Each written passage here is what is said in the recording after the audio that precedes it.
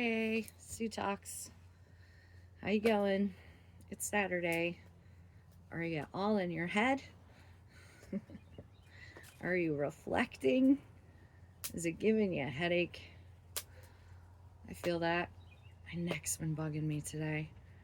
So that's always a sign that there's some tension in the collective. Your body does keep the score. So if I can pick up on thoughts and emotions, that isn't that fun. Physical pain is a fun thing I get to manage too.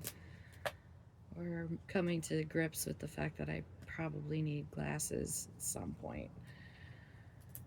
I've always had such good hearing and vision. I don't know. Getting old it's such a shit show. And parents. All right, it's been the thread. I want to tell my parents this is not for you. My parents have just grown so much in the past 20 years, let's say. So from 50 to 70, we've watched them, we being the kids have watched them evolve. But guess what's had to happen for them to do that? It takes boundaries from us. And that's hard because we all feel so beholden and have such solidarity to our parents that many people that I'm finding now that are in their 40s and 50s never had that, for lack of a better word, rumspringa, or went out and terrible, terrible things happened. They had to come home. So you do feel like you owe them something at the end of the day.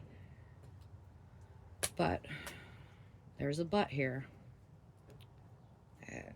What's best for you? If what's best for you means taking a break, moving away from them, there's a reason that people have better relationships when there's forced travel in between the events when you actually see them.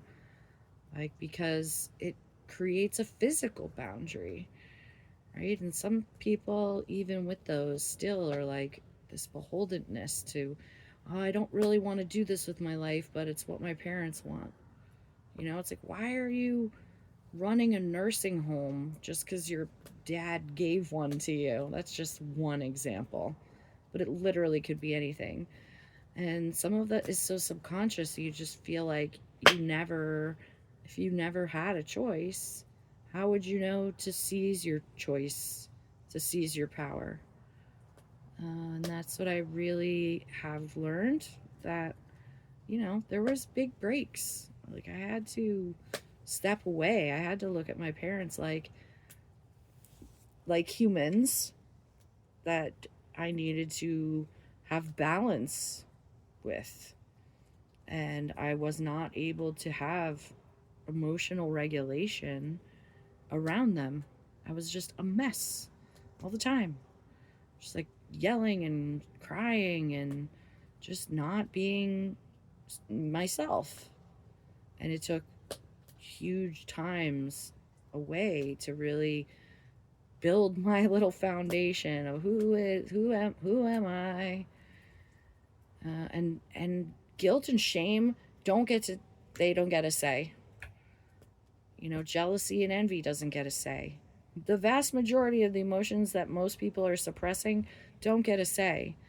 The unfortunate thing is if you don't name it and claim it, it becomes something you can't manage, like anxiety or like depression. And you're on this little wheel in your head, and it's going and going, and you're feeling anxious. And it's so hard to get out of that space. So I know it's frustrating to have me be like, you can do it. But you really can. It's a little, release. And not the kind of release that everybody's comfortable with in this day and age. It's the one where you have to feel a feeling and sit with it. And not judge yourself and not feel judged.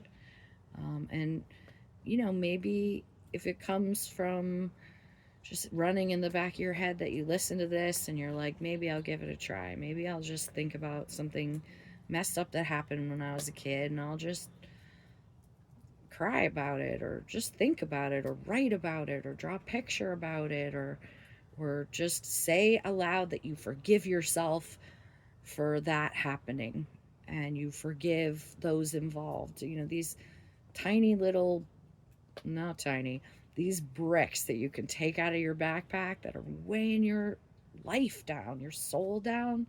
It's possible to get there, but you got to want to do it. And I want that for you. So put that backpack down, especially if you're drowning. You have my permission. And I hope you have a super great Saturday. Woo! I'm here.